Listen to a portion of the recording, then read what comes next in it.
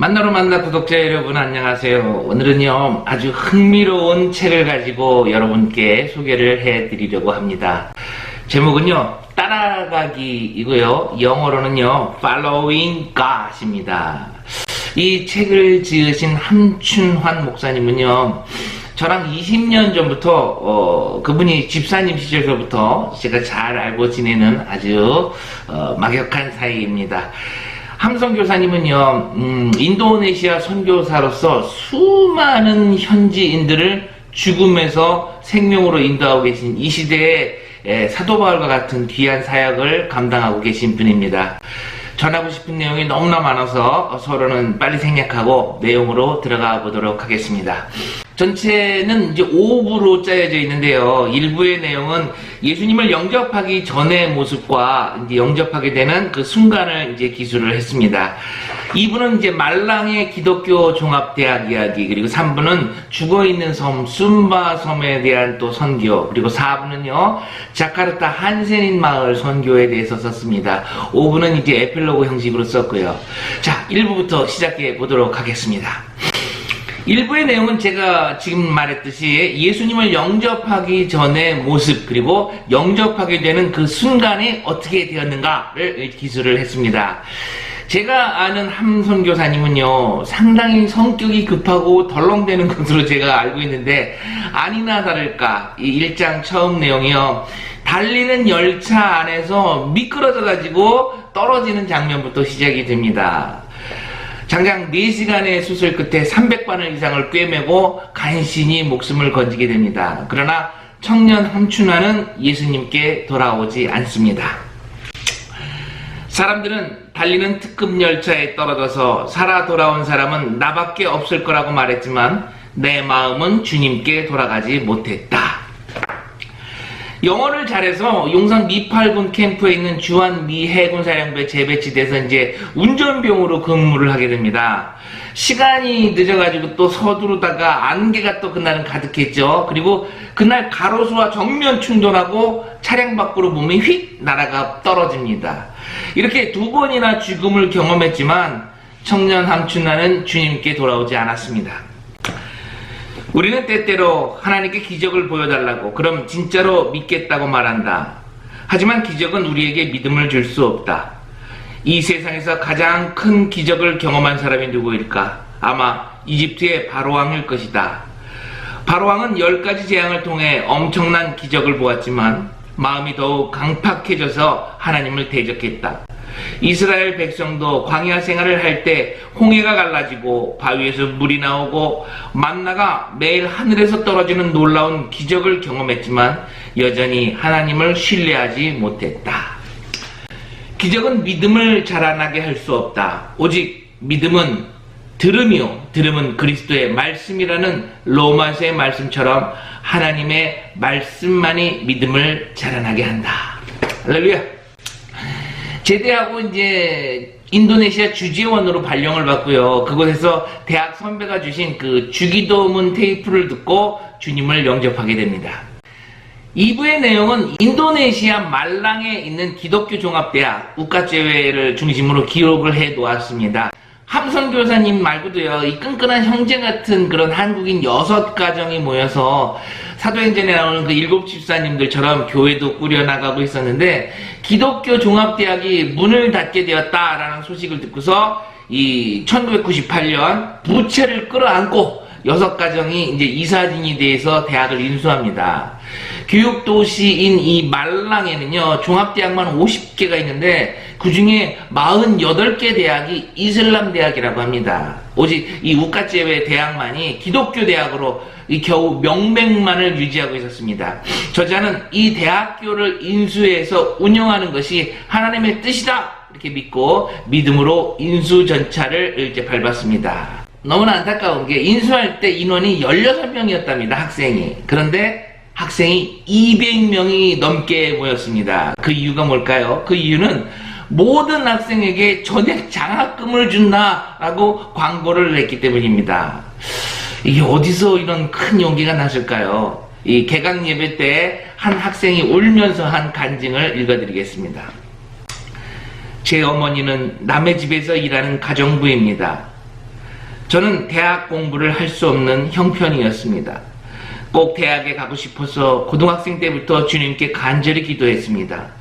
그러다가 한국 사람이 말랑에 있는 우과제회를 인수했고 전액 장학금을 준다는 소식을 들었습니다. 하나님께 감사하다고 소리치며 이 대학에 지원했고 지금 이 자리에 있게 되었습니다. 제 기도를 들어주신 주님께 감사합니다. 대학에서 공부할 수 있도록 기회를 주신 한국 분들께도 감사를 드립니다. 이 6 집사님들이 월급을 쏟아 부어가면서 간신히 유지될 만큼 이 재정은 어려웠습니다. 그도 그럴 것이 전액 장학금으로 학교를 유지한다는 것이 그게 쉬운 일이겠습니까? 수입은 다 학생 등록금에서 나오는 건데요. 그 와중에 이사님들 중에 또 신학교를 졸업한 분도 안 계시니까 이 신학대학을 어떻게 운영을 해야 하는지 알지도 못하고 설상가상으로 이제 영어 랩실을 또 만들기 위해서 1만 달러가 당장 필요한데 함께 대학을 인수한 이 이사님들이 또 하필 IMF가 터져가지고 어려워지면서 이제 나는 그만두겠다 다 포기하시고 혼자서만 대학을 운영을 책임지게 됩니다. 하나님께 이 지금의 십자가가 너무 무거워서 이 주님 나 지금 안 하겠다는 건 아니고요. 이 조금만 더 가벼운 십자가를 좀 지게 해주십시오 하고 이렇게 기도하는 한 선교사님에게 하나님은 환상을 보게 하십니다. 그리고 그의 교만한 생각을 회개하게 하시죠. 그때부터 무시무시한 무슬림의 한 가운데 있는 이 우카주의 이 기독대학은 놀랍도록 성장하게 됩니다. 한국의 숙명여대와 이제 MOU 체결을 하게 되고요. 이 12명의 교환학생도 보내게 되고, 그들은 또 모두 크리스찬 리더로 성장하게 되고, 지금까지 70명이 한국에서 공부를 했으며, 신대원을 졸업하고, 또 총신에서도 공부하는 학생이 있다고 합니다. 한국의 오륜교회에서도 지원을 해주고요. 극동방송 라디오 프로그램에서 그 하나되기 하소서라는 방송을 통해 또 많은 지원을 받게 됩니다. 그때 함선교사님 부부가 제가 선교하고 있는 그 일본에 오셔서 같이 예배를 드린 그런 기억도 제가 새록새록 나네요. 함선교사님의 이 가장 큰 어려움은 무엇일까요? 이 선교사들의 가장 큰 어려움은 체류 자격입니다. 함선교사님 역시 이 무슬림 나라에서 선교사로서 비자를 받기는 이제 쉬운 일이 아니었을 것입니다. 인도네시아 무슬림 직원은 내가 선교사라는 것을 알고 추궁하기 시작했다. 나는 교수 비자를 받아 체류하고 있었기 때문에 강의 외에 다른 일을 하면 불법이었다. 결국 사흘간 이민국에서 심의를 받은 후에 추방이 결정됐다. 하지만 하나님이 급하게 일해 주셨다. 나를 추궁했던 이민국 직원의 마음을 움직여 그가 이민국장에게 이 사람은 인도네시아를 정말로 사랑하는 사람이고 인도네시아에 꼭 필요한 사람이라고 탄원을 해준 것이다. 덕분에 난 추방 날짜에 풀려나고 비자 연장까지 받았다.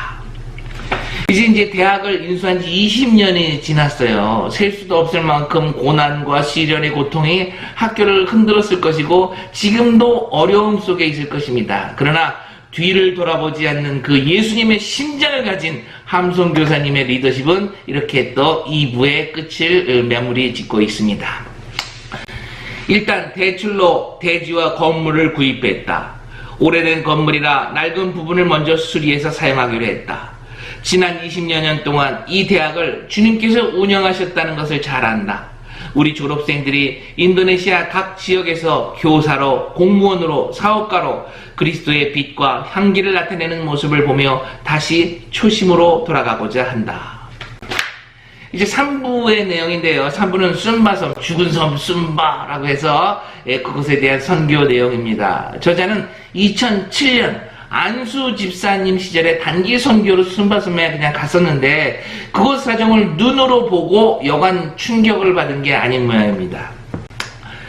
가는 길에 지나친 산은 말라버렸고 아이들의 머리를 잘라주려고 했더니 아이들이 머리를 감아본 적이 없기에 가위가 들어가지도 않았다.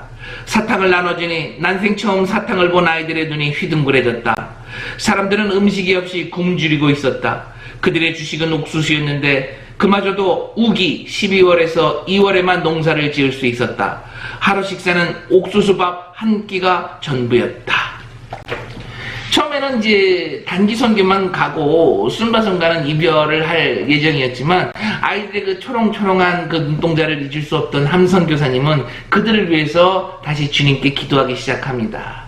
결국 순바섬에다가 온 힘을 다해 선교 활동을 시작하게 되죠. 그리고 그 사역은 13년이 지난 지금까지 계속 이어지고 있습니다.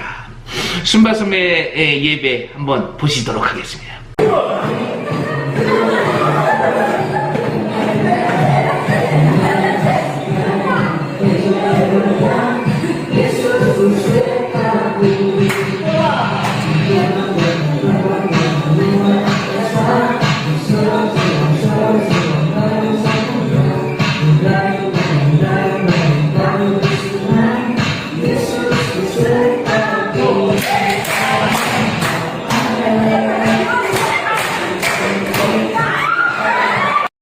사부의 내용은 자카르타에 있는 한센인 마을에 관한 내용입니다. 한센인 일이 뭔지 알죠? 문둥병, 나병에 걸린 이야기입니다.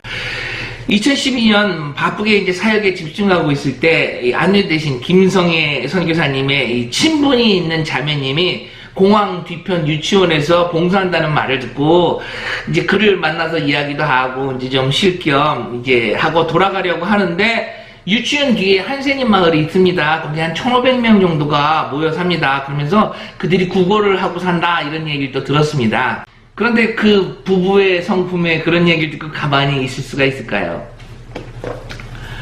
마을 안으로 깊이 들어가니 증상이 심한 한센인이 보였다.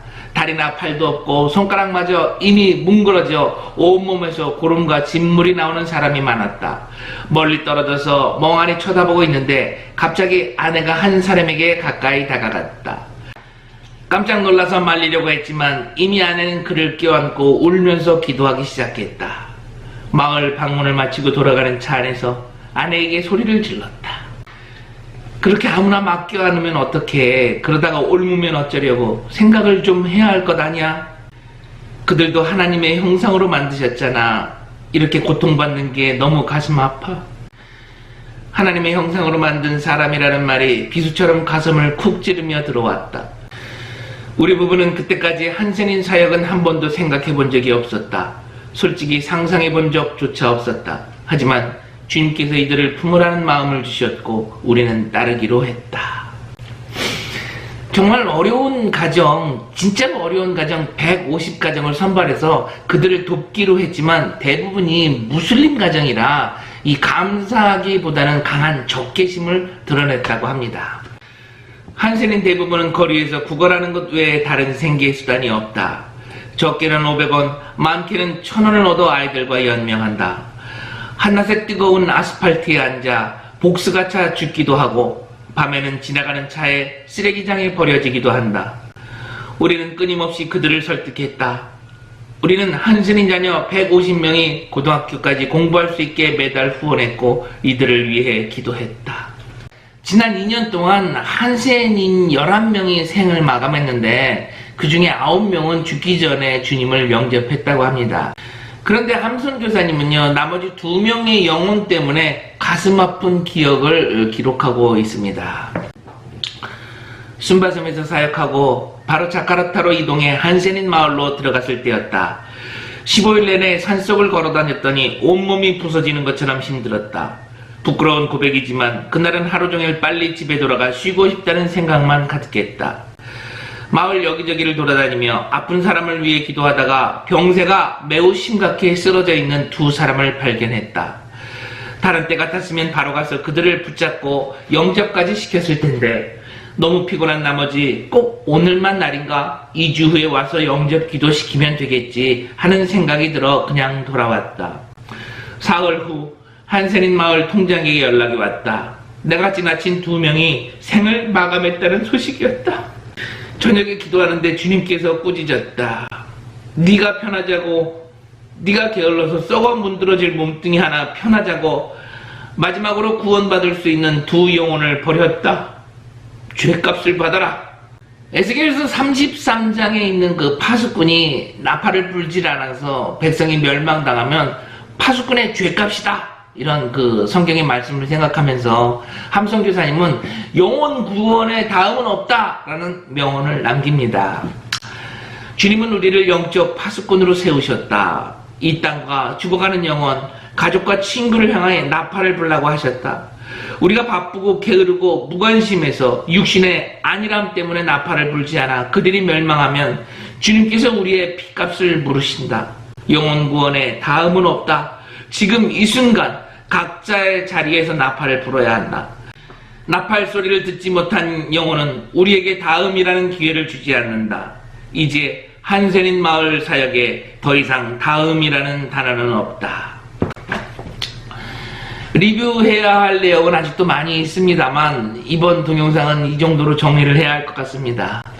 이 하나님의 종 함춘환, 무슬림의 나라 다 쓰러져가는 이 나라에 이름만 남아있던 그런 기독교 종합대학을 인수하고 그곳에서 주의 종을 배출해내고 죽음의 땅 순바섬에서 초롱초롱한 아이들의 눈망울에 임하시는 그 예수님을 발견해서 주님께 또 인도해내고 아무도 가까이 하지 않는 한센인들에게 하나님의 형상이 임했음을 선포하신 이 시대의 사도 바울과 같은 그런 함선 교사님에게 당신은 어떤 것이 제일 행복했습니까? 라고 묻는다면 그는 이렇게 이야기할 것입니다. 책의 마지막에 써있는 내용입니다. 오늘의 결론입니다. 우리는 사역의 크기나 종류를 중요하게 생각하곤 한다. 하지만 하나님은 매 순간 우리가 어떤 모습으로 주님 앞에 서 있는지를 주목하신다. 주님은 내가 넘어질 때마다 붙잡아 주셨고 지금까지 오게 하셨다. 그리고 끝없이 나를 향해 속삭인다. 내가 너를 사랑한다. 내가 너를 정말 사랑한다. 너의 어떤 사역보다 너를 사랑한다. 할렐루야.